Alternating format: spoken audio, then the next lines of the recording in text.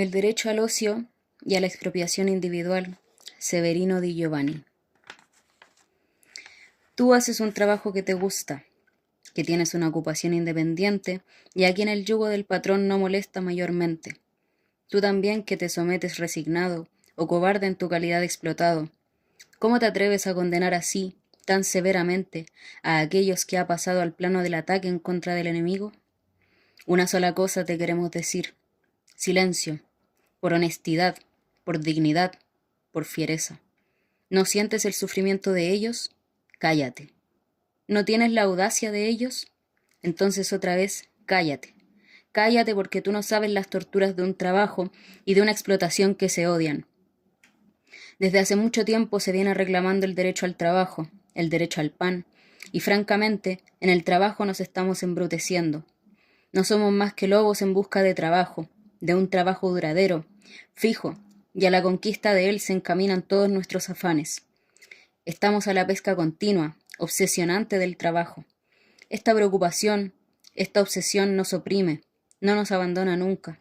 Y no es que se ame al trabajo, al contrario, lo odiamos, lo maldecimos, lo cual no impide que lo suframos y lo persigamos por todas partes. Y mientras imprecamos en su contra, lo maldecimos también porque se nos va, porque es inconstante, porque nos abandona. Después de un breve tiempo, 6 meses, un mes, una semana, un solo día. Y he aquí que transpuesta la semana, pasado el día, la búsqueda empieza de nuevo con toda la humillación que ella entraña para nuestra dignidad de hombres y mujeres, con el escarnio que implica nuestras hambres, con la befa moral de nuestro orgullo de individuos conscientes de este ultraje, relajándonos y pisoteando nuestros derechos rebeldes de anarquistas. Nosotros, anarquistas, sentimos la humillación de esta lucha para huirle al hambre y sufrimos la ofensa de tener que mendigar un pedazo de pan que nos es concedido de cuando en cuando como una limosna, y a condición de renegar o poner en el desván de los trastos inútiles nuestro anarquismo. Si no queréis usar de medios ilegales para defender vuestro derecho a la vida, solo os quedará como lugar de reposo el cementerio. Y sufrimos más porque tenemos conciencia de la injusticia que se realiza en nuestra contra. Pero donde se agranda nuestro sufrimiento hasta adquirir caracteres trágicos es al desentrañar la vergonzosa comedia de la falsa piedad que se desarrolla a nuestro derredor, mordiéndonos de rabia por nuestra impotencia y también por sentirnos un poco viles. Vileza que es a veces justificada, pero que casi siempre no tiene justificación alguna frente a esta inicua y cínica hipocresía que se nos hace pasar a nosotros, trabajadores, como los beneficiados, cuando somos los benefactores, que nos coloca en situación de mendigos a quienes se quita el hambre por misericordia, mientras que en realidad somos nosotros los que damos de comer a todos los parásitos y les procuramos el bienestar de que gozan, que consumimos nuestras vidas entre los horrores de las privaciones para saturar de goces las de ellos, para permitir sus expansiones, sus placeres, su ocio, teniendo conciencia del despojo al que se nos somete. Quiere prohibírsenos hasta el poder sonreír ante las maravillas de la naturaleza, porque se nos considera como instrumentos, nada más que como instrumentos para embellecer su vida parasitaria. Nos damos cuenta de toda la insensatez de nuestros afanes, sentimos lo trágico, mejor dicho lo ridículo de nuestra situación, imprecamos, maldecimos, nos sabemos locos y nos sentimos viles, pero todavía continuamos bajo la influencia, como cualquier mortal, del ambiente que nos circunda, que nos envuelve en una malla de frívolos deseos, de mezquinas ambiciones de pobres cristos, que creen mejorar un poco sus condiciones materiales, intentando arrancar de entre los dientes de los lobos, de los que poseen y defienden la riqueza, una migaja de pan que no se consigue más que al elevado precio de nuestra carne y de nuestra sangre dejadas en los engranajes del mecanismo social. Y, a pesar nuestro, por necesidad o sugestión colectiva, nos dejamos arrastrar por el torbellino de la locura común. Y rotas en nosotros las fuerzas que nos mantienen íntegros, en nuestra conciencia que ve claro en las cosas y sabe que no lograremos nunca por este camino destrozar las cadenas que nos mantienen esclavos, porque no se destruye la autoridad colaborando con ella, ni se disminuye el poder ofensivo del capital ayudando a acumularlo con nuestro trabajo, con nuestra producción. Rotas estas resistencias, decía, comenzamos a acelerar el paso, y bien pronto veloz carrera, loca carrera sin sentido ni fin, que no nos conduce más que a soluciones transitorias, siempre vanas e inútiles. ¿Qué decir? Ávidos de ganancia, su gestión del ambiente, insensatez, de todo un poco, aunque bien sabemos que con nuestro trabajo, bajo las condiciones del sistema capitalista, no resolveremos ningún problema esencial de nuestras vidas, salvo raros casos particulares y condiciones especiales. Cada aumento de nuestra actividad en el presente sistema social no tiene otro resultado que un aumento de la explotación en nuestro daño.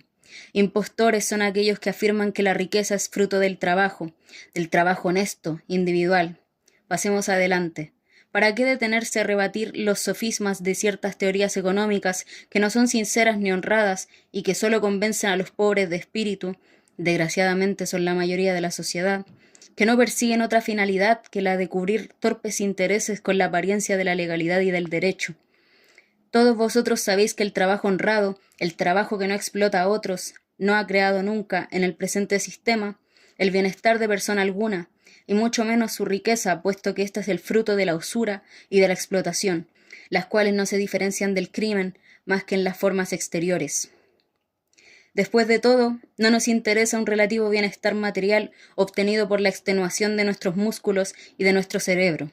Queremos, sí, el bienestar adquirido por la posesión completa, absoluta del producto de nuestro esfuerzo, la posesión incontrastable de todo aquello que sea creación individual.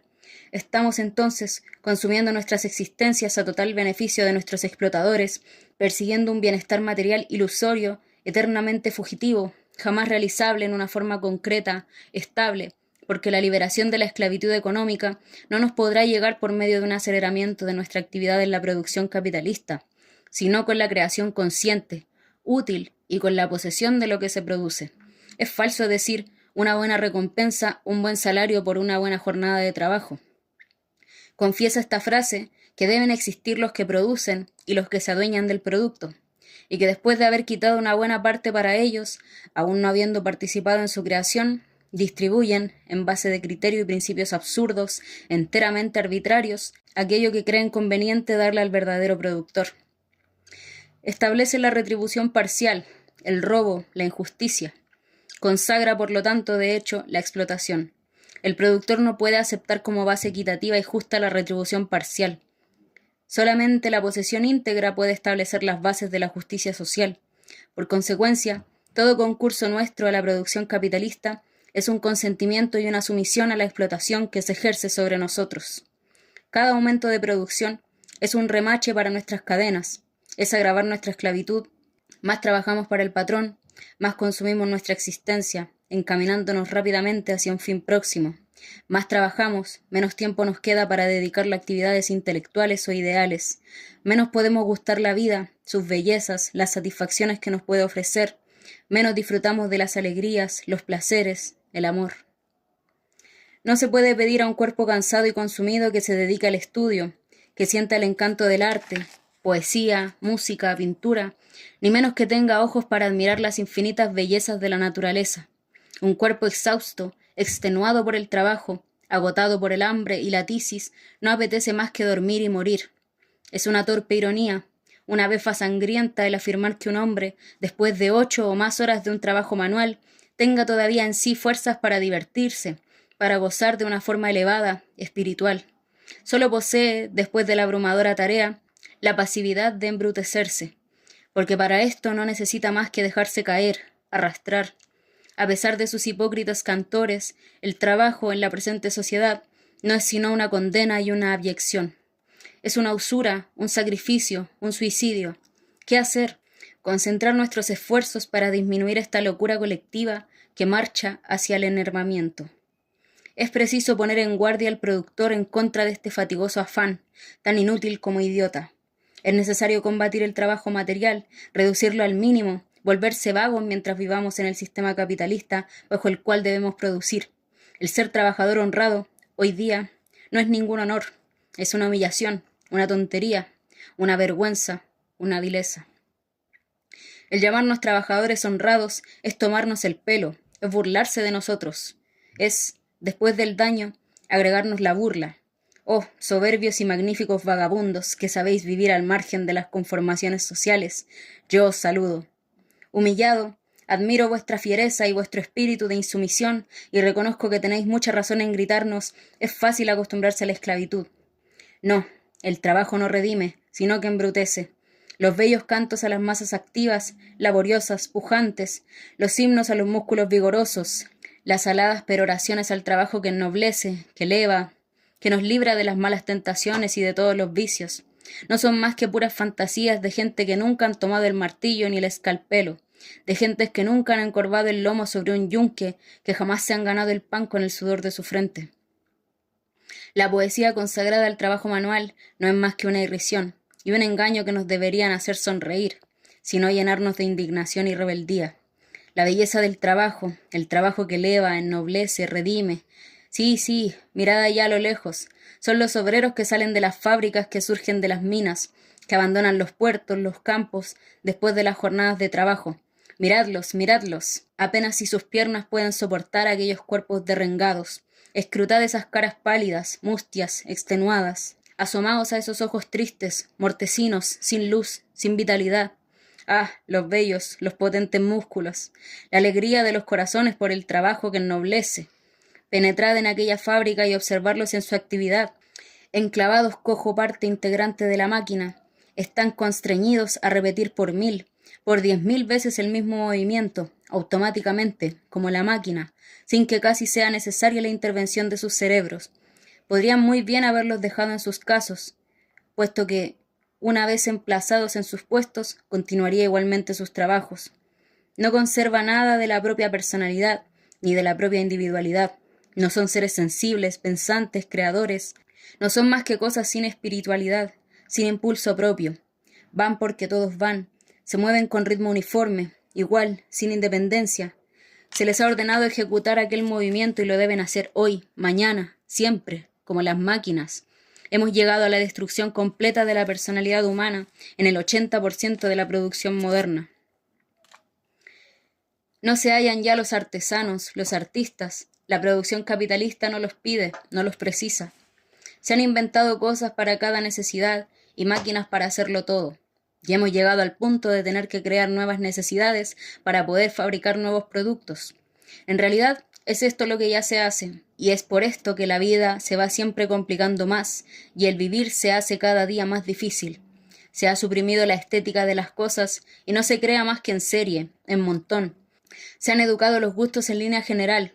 Se ha distribuido en los individuos cualquier originalidad artística, cualquier antojo diferente, y se ha alcanzado, oh, prodigio de la propaganda, hacer apetecer a la generalidad aquello que a los capitalistas conviene fabricar, una misma cosa para cada individualidad distinta.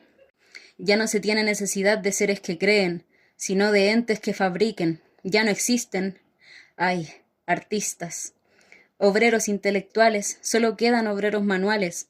No se pone más a prueba nuestra inteligencia. En cambio, se mira si tenéis buenos músculos, si sois vigorosos. No se mira mucho lo que sabéis, sino cuánto podréis producir. No sois vosotros los que hacéis marchar la máquina, es la máquina la que os hace marchar. Y aunque parezca paradoja, y no es más que la pura realidad, es también la máquina la que piensa lo que ha de hacerse, quedándoos a vosotros solo la obligación de servirla, de hacer lo que ella enseña. Es ella el cerebro y vosotros el brazo, ella la materia pensante, creadora, y vosotros la materia bruta, autómata. Ella la individualidad, vosotros la máquina. Horror. Si una sola individualidad se introdujese en el funcionamiento de la oficina Ford, por ejemplo, ella destruiría todo el engranaje de la producción. Los obreros no son más que presidiarios, o, si os ha de servir de mayor consuelo, soldados acuartelados en las fábricas. Todos marchan al mismo paso, todos hacen, a pesar de la variedad de los objetos, los mismos movimientos.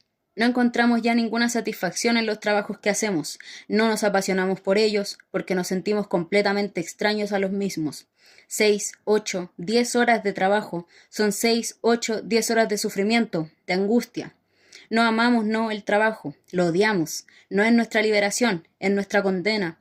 No nos eleva y libra de los vicios, nos abate físicamente y nos aniquila moralmente hasta tal extremo que nos deja incapacitados para sustraernos de ellos. Será necesario realizar estos trabajos, lo sé, pero será siempre de mala gana si se quiere mantener también mañana el presente sistema por economía de esfuerzos. Será siempre sufriendo, aun cuando la jornada sea reducida a menos horas. Yo no sé qué piensan los animales de la carga que se les coloca sobre el lomo. Pero lo que sí sé decir, por lo que observo y por lo que por mí mismo siento, es que el hombre no ejecuta con alegría, con verdadera satisfacción, más que los trabajos intelectuales, artísticos. Si al menos no considerase malgastado e inútil su sacrificio, el hombre se armaría de coraje y su fatiga le parecería menos amarga, menos dolorosa. Pero cuando observa que todo su esfuerzo es malgastado, que no es sino el trabajo de Sísifo con innumerables desastres y sacrificios en cada recaída, entonces el coraje huye de su corazón y en cada ser consciente, en cada ser sensible y humano, el odio se enciende en contra de este bárbaro y criminal estado de cosas y la aversión y la rebeldía en contra del trabajo es inevitable. Se comprende entonces que existan los desconformes que no quieren doblegarse a esta esclavitud repugnante. Se comprende que existan los vagabundos indomables que prefieren la incertidumbre de su mañana, la mayoría de las veces sin el mísero mendrugo acordado al trabajador constante, antes que someterse a este sistema humillante. Se comprende la bohemia incorregible, sin genio si queréis, pero que no forma parte del cortejo humillante de los arias, y se comprende también a los grandes haraganes, los ociosos ideales que pasando su vida en completa hermandad con la naturaleza, gozando al contemplar las maravillosas auroras, los melancólicos crepúsculos, colmando sus espíritus de melodías que sólo una vida simple y libre puede procurarles, imponiendo silencio a las imperiosas necesidades del hambre por no caer en la esclavitud en la cual nosotros estamos hundidos. Sentados al borde del camino observan con infinita tristeza, con profunda piedad, la negra caravana que todos los días se encamina dócil y deshecha hacia las fábricas, prisiones que los engullen ya exhaustos y los devuelven por la noche hechos cadáveres. Y huyen estos ociosos ideales con el corazón oprimido al ver tanta estulticia, tanta miseria, tanta locura. Huyen hacia la vida libre, indócil, no conformista, diciéndole a su corazón que antes de someterse cada día a esta vida miserable, vil y privada de elevación y espiritualidad, la muerte es preferible. Odiar el trabajo manual en régimen capitalista no significa ser un enemigo de toda actividad, como aceptar la expropiación individual no equivale a hacer la guerra al trabajador productor, sino al capitalista explotador. Estos vagabundos ideales, a los que tanto admiro, tienen una actividad, viven una intensa vida espiritual, riquísima en experiencias, observaciones, goces. Son enemigos del trabajo porque encuentran malgastados en gran parte sus esfuerzos en aquella dirección. No pueden, por lo tanto, someterse a la disciplina que exige aquella especie de actividad, y no quieren tolerar que se haga de ellos una máquina sin cerebro, que se mate, en fin, en ellos aquella personalidad que es lo que más aprecian. Entre estos vagabundos espirituales, refractarios a la domesticación y disciplina capitalistas, es necesario buscar los expropiadores, los partidarios de la expropiación individual, aquellos que no quieren esperar a que las masas estén preparadas y dispuestas para cumplir el acto colectivo de la justicia social. Estudiando bien los matices psicológicos, éticos y sociales que determinan esa actitud en ellos, sabremos comprender, justificar y apreciar mejor sus actos y también defenderlos de los ataques biliosos de muchos de aquellos que, aún compartiendo las mismas ideas sobre muchos otros problemas, se afanan en tirar fango sobre estos impacientes que no saben resignarse hasta que llegue el día de la redención colectiva. El derecho a la expropiación individual no se puede negar, basándose sobre un cierto derecho colectivo a la expropiación. Si fuéramos socialistas o comunistas bolcheviques, podríamos negar al individuo el derecho de apropiarse, por los medios que estime más convenientes, de aquella parte de riqueza que a él como productor le pertenece. Porque los bolcheviques y los socialistas niegan la propiedad individual y admiten una sola forma de propiedad, la colectiva. Pero este no es el caso de los anarquistas, sean individualistas o comunistas, pues todos, teórica y prácticamente, admiten tanto la propiedad individual como la colectiva. Y si admite el derecho a la posesión individual, ¿cómo podría negarse al individuo el mismo derecho a servirse de los medios que crea oportunos para entrar en posesión de lo que le pertenece? Cada acreedor, y este sería la clase productora, frente a la capitalista, toma por la garganta a su deudor en la hora y en la forma que más le convenga, y se hace restituir su producto, el cual se le ha arrebatado con el engaño y la violencia en el menor tiempo posible. El individuo, basándose en la libertad, y la libertad es la doctrina de la anarquía, es el único y solo árbitro y juez en este acto de restitución. Se ha admitido la oportunidad y la necesidad de un acto colectivo, de una revolución social para expropiar a la burguesía, y el individuo, aún individualista, se asoció voluntario a esta idea, porque fue creencia general que un esfuerzo colectivo nos libraría más fácilmente de la esclavitud económica y política. Pero desde hace años esta confianza ha decrecido en muchos anarquistas. Ha tenido que admitirse al fin que una verdadera liberación, una liberación profunda, anárquica, que arrancara de la conciencia de las masas, con seguridad de nunca más volver, el fetiche de autoridad, y nos permite instaurar un estado de cosas que no violara la libertad de cada uno, necesita forzosamente una larga preparación cultural. Por consecuencia, muchos años todavía de sufrimientos bajo la explotación capitalista. De esto ha derivado que muchos rebeldes nuestros, que en un primer momento habían abrazado con entusiasmo la idea de una revolución expropiadora, se han dicho, sin disociarse por esto del necesario trabajo de preparación revolucionaria, que tal espera significaba el sacrificio de toda su vida, consumida en condiciones odiosas y bestiales, sin ninguna alegría, sin goce alguno, y que la satisfacción moral de una lucha cumplida en pro de la liberación humana no era lenitivo suficiente para sus propias penas. No tenemos más que una vida, se han dicho en su corazón, y ésta se precipita hacia su fin con la rapidez del relámpago. La existencia del hombre con relación al tiempo no es verdaderamente más que un instante fugaz. Si se nos esfuma este instante, si no sabemos extraerle el jugo que en forma de alegría nos puede dar, nuestra existencia es vana y desperdiciamos una vida de cuya pérdida no nos resarcirá la humanidad. Por lo tanto, es hoy cuando debemos vivir, no mañana. Es hoy cuando tenemos derecho a nuestra parte de placeres, y lo que hoy perdemos el mañana no nos lo puede restituir. Está definitivamente perdido. Por eso es que hoy queremos gozar nuestra parte de bienes, es que hoy deseamos ser felices, pero la felicidad no se alcanza en la esclavitud. La felicidad es un don del hombre libre, del hombre dueño de sí mismo, dueño de su destino. Es el supremo don del hombre, hombre que se niega a ser bestia de carga, resignada bestia que sufre, produce y está privada de todo. La felicidad se obtiene en el ocio. También se adquiere con el esfuerzo, pero con el esfuerzo útil, con el esfuerzo que procura mayor bienestar, aquel esfuerzo que acrecienta la variedad de mis adquisiciones, que me eleva, que de verdad me redime. No hay, por lo tanto, felicidad posible para el trabajador, que durante toda su vida está ocupado en resolver el terrible problema del hambre. No hay felicidad posible para el paria que no tiene otra preocupación que su trabajo, que no dispone sino del tiempo que dedica al trabajo.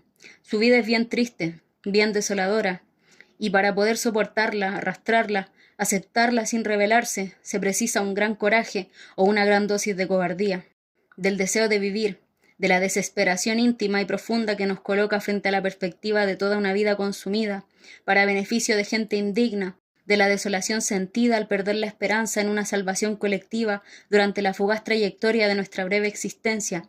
He ahí de lo que está formada la rebelión individual. He ahí de qué fuegos están alimentados los actos de la expropiación individual.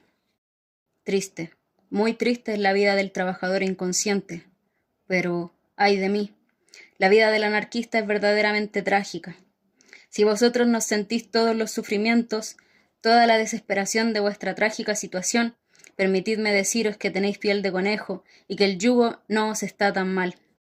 Y si el yugo no os pesa, si por vuestra situación particular no sentís la presión directa del patrón, si a pesar de todas vuestras superficiales lamentaciones no podéis vivir sin el trabajo, porque no sabéis cómo ocupar vuestras horas de ocio, y a falta de trabajo manual, os aburrís terriblemente, si sabéis aguantar la disciplina cotidiana de la oficina, respetar los continuos reproches de los capataces imbéciles o malvados, reventar de trabajo primero y de hambre después, sin que sintáis las ganas de abrazar al más odioso de los criminales, de llamarlo hermano, y no sentiros invadir la ternura hacia el oficio de verdugo, vosotros no habéis alcanzado el grado necesario de sensibilidad para comprender los sufrimientos espirituales y los motivos sociales que determinan los actos de expropiación individual, de aquellos de los cuales yo hablo, y todavía menos tenéis derecho de condenarles. Porque no solo el anarquista constata todo lo odioso de un trabajo bestial, criminal, y no pocas veces inútil para el bien suyo y el de la humanidad. No solamente se ve obligado a participar él mismo en el mantenimiento de su propia esclavitud, la de sus compañeros y la del pueblo en general, sino que debe ejecutar este trabajo en una forma y condiciones tan horribles, tan insoportables y llenas de peligro que su vida se siente amenazada todos los instantes de la larga jornada. porque su trabajo, ciertos trabajos que deben efectuar algunas categorías de obreros, y digo categorías porque hay varios obreros que no conocen la bestialidad y el peligro terrible de ciertos trabajos ejecutados por otros trabajadores, no solamente implican una verdadera esclavitud, sino que se asemejan a un verdadero suicidio. En el fondo de las minas, al lado de las máquinas monstruosas, en las infernales fundiciones, en medio de los productos malsanos, la muerte está siempre al acecho. Cuerpos que se vuelven tísicos, pulmones envenenados, miembros lacerados, cuerpos curvados, ojos privados de la luz eterna, cráneos aplastados. He ahí lo que los honrados trabajadores, a millares, ganan con el sudado pan. Y ninguna piedad para ellos, ninguna moral, ninguna religión para conmover al aprovechador que junta sus millones amasados con diarios crímenes cometidos para obtener un poco más de beneficio, para llevar a sus cajas unos centavos más. Es necesario, por lo tanto, rodearlo de nuestra ternura, vaciar nuestro depósito lacrimógeno ante la mala fortuna que puede caer sobre la cabeza de alguno de ellos por el hecho forzado de alguno de los nuestros. Verdad es que debemos mostrarnos buenos, humanos, generosos cuando se trata de respetar la bolsa o la piel de nuestros enemigos, y buenas bestias cuando nuestros enemigos nos hacen reventar. De modo que individualmente no tenemos el derecho de tomar nuestras manos la espada de la justicia sin el consentimiento colectivo. No violéis la virginidad de la moral común con vuestros todavía no santificados pecados. Un poco de paciencia, hermanos míos, que el reino del Señor vendrá para todos. Si tenéis hambre, gruñid, pero quietos. Nosotros no estamos todavía prontos. Si se os apalea, rugid, pero no os mováis. Tenemos aún plomo en los pies. Si se os masacra después de haberos robado, alto ahí. Volved la cara al ladrón. Nosotros os proclamaremos héroes. Pero si queréis recobrar el dinero sin nuestro consentimiento, aunque fuese con vuestro único riesgo, no lo hagáis, porque entonces no seréis más que villanos bandidos. Es la moral, nuestra moral. Mierda, entonces... Y me será permitido hacer una pregunta, la siguiente. Cuando el capital me roba y me hace morir de hambre, ¿quién es el robado y quién es el que muere de hambre? ¿Yo o la colectividad? Yo. ¿Y por qué entonces solamente la colectividad tendrá el derecho de atacar y defenderse? Yo sé que la acción del expropiador se puede prestar a muchas falsas interpretaciones, a muchos equívocos, pero la culpa de todo esto, la responsabilidad por la falsificación de los motivos éticos, sociales y psicológicos que han determinado y determinan, en su gran mayoría, los actos individuales de expropiación, cae principalmente, en gran parte, sobre la mala fe de sus críticos. No por esto quiero sostener que todos sus críticos son de mala fe, porque sé muy bien que existe gran parte de compañeros que cree sinceramente que estos actos son nocivos a los fines inmediatos de nuestra propaganda. Cuando hablo de mala fe, quiero señalar a aquellos anarquistas tan sectarios y tan individualófobos que a cada acto de expropiación empiezan por llamarlo robo, queriendo con esto negar al gesto cualquier base social y éticamente justificable desde el punto de vista anarquista, para asociarlo y ponerlo en común con todos aquellos individuos vulgares e inconscientes, en gran parte también excusables porque son productos genuinos del presente sistema social, que hacen el ladrón con la misma indiferencia que harían el verdugo si esta última profesión les procurase aquello que buscan. Sin embargo, yo estoy bien lejos de justificar siempre y en todas las circunstancias al expropiador. Una cosa que encuentro condenable en cierto número de expropiadores es la corrupción a que se entregan cuando un buen golpe les ha salido bien. En ciertos casos lo admito. La crítica y la condenación están bien justificadas, pero a pesar de todo esto, ella no puede llegar más allá de aquella hecha al buen trabajador que consume su sueldo en borracherías y prostíbulos, hecho que, desgraciadamente, ocurre todavía y demasiado frecuentemente entre los nuestros. Ha sido dicho por cientos críticos que la apología del acto individual engendra en cientos anarquistas el utilitarismo mezquino, una mentalidad estrecha y en contradicción con los principios de la anarquía, su posición tan antojadiza como decir que en cada anarquista que tenga contacto con elementos no anárquicos acaba por pensar en forma antianárquica. Pero hay una cosa que no quiero olvidarme de decir y es la siguiente.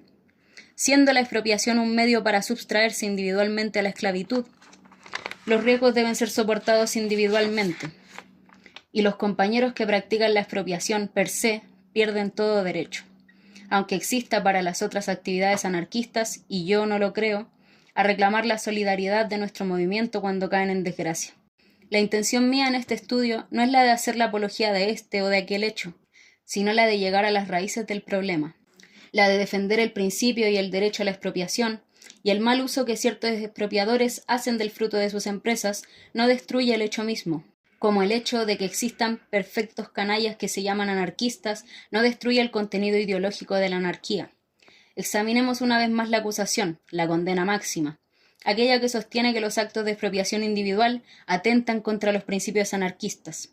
Se ha llamado a los expropiadores parásitos, y es cierto, son parásitos, no producen nada, pero son parásitos involuntarios, forzados, porque en la presente sociedad no puede haber más que parásitos o esclavos. No hay duda de que son parásitos, pero lo que nadie podrá hacer es llamarles esclavos. Los esclavos, en cambio, en su gran mayoría, son también parásitos mucho más costosos que aquellos. Y el parasitismo de esta mayoría de productores es mucho más inmoral, cobarde y humillante que aquel de los expropiadores. Llamaréis productor, trabajador honrado, o parásito a aquel que está empleado en la fabricación de joyas, de tabaco, de alcohol, u ocupado nel far la serva al prete, hacerle de sirviente al cura. Se me dirá que este parasitismo también es impuesto, que la necesidad de vivir nos obliga, a pesar nuestro, a someternos a esta actividad negativa y dañosa. Y con esta pobre excusa, con este cobarde pretexto, se gana el pan nuestro, en forma vergonzosa y hasta criminal. Verdadera complicidad en el delito, criminalidad no inferior a aquella de los primeros responsables, los burgueses. Y después de todo, ¿podréis negar que el rehusarse a colaborar en los embrollos de este régimen criminal no es mucho más anárquico que el primero? ¿Podréis negar acaso que los 2/3 de la población de nuestra metrópoli sean parásitos? Es innegable que si por productores se calculan solo aquellos que están ocupados en una producción verdaderamente útil, la humanidad, en su gran mayoría, se debe considerar parásita. Trabajéis o no trabajéis, si no formáis parte de la categoría de los campesinos o de las pocas categorías verdaderamente útiles, no podéis ser más que parásitos, aunque os creáis trabajadores honrados. Entre el parásito trabajador, que se somete a la esclavitud económico-capitalista, y el expropiador que se rebela, prefiero ser el último. Este es un rebelde en acción, el otro es un rebelde que ladra, pero no muerde. O morderá solamente el día de la Santísima Redención, dividido el esfuerzo entre toda la colectividad, 2 o 3 horas de trabajo al día serían suficientes para producir todo lo que se necesitaría para llevar una vida holgada. Tenemos, por lo tanto, derecho al ocio, derecho al reposo. Si el presente sistema social nos niega este derecho, es preciso conquistarlo por cualquier medio. Es triste, en verdad, el tener que vivir del trabajo de otros. Se prueba la humillación al sentirse igualados a los parásitos burgueses, pero se saborean también grandes satisfacciones. Parásitos sí, pero no se beben las amargas heces de la sabida vileza, de la consentida expresión. No se sienten los tormentos de saberse uno de aquellos que, humillados, van uncidos al carro del triunfador, regando el camino con su propia sangre. Uno de aquellos que ofrecen riquezas a los parásitos y mueren de hambre sin osar rebelarse. Uno de aquellos que construyen palacios y viven en tugurios, que cultivan el trigo y no pueden quitar el hambre a sus chicos. Uno de la muchedumbre anónima y envilecida que se yergue un segundo al recibir el golpe del amo, pero que se somete todos los días, se conforma con el estado social actual y, depuesta su momentánea actitud, tolera, ayuda y ejecuta todas las infamias, todas las bajezas. No productores es cierto, pero no cómplices. No productores sí, ladrones si queréis, si vuestra poltronería tiene necesidad de otra ruindad para consolarse, pero no esclavos. Desde hoy, cara a cara, mostrando los dientes al enemigo, desde hoy, temidos y no humillados. Desde hoy en estado de guerra contra la sociedad burguesa. Todo, en el actual mundo capitalista, es indignidad y delito. Todo nos da vergüenza, todo nos causa náuseas, todo nos da asco. Se produce, se sufre y se muere como un perro. Dejad al menos al individuo la libertad de vivir dignamente o de morir como hombre, si vosotros queréis agonizar en la esclavitud. El destino del hombre, se ha dicho, es aquel que él mismo se sabe forjar, y hoy no hay más que una alternativa, o en rebeldía o en esclavitud.